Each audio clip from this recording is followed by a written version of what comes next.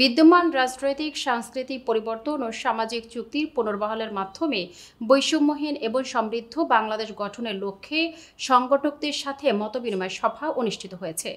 Channel H Jamalpur জেলা প্রতিনিধি আজিজুর রহমান চৌধুরীর রিপোর্টে বিস্তারিত। ইউনাইটেড পিপলস বাংলাদেশ জামালপুর জেলা শাখার স্থানীয় একটি রেস্টুরেন্টের হলরুমে সোমবার সকালে এই অনুষ্ঠানের আয়োজন করা হয়। অনুষ্ঠানে বাংলাদেশ কেন্দ্রীয় কমিটির সদস্য নাজমুল হকের সভাপতিত্বে প্রধান অতিথি হিসেবে বক্তব্য রাখেন সংগঠনটির প্রধান সংগঠক নাইম আহমেদ।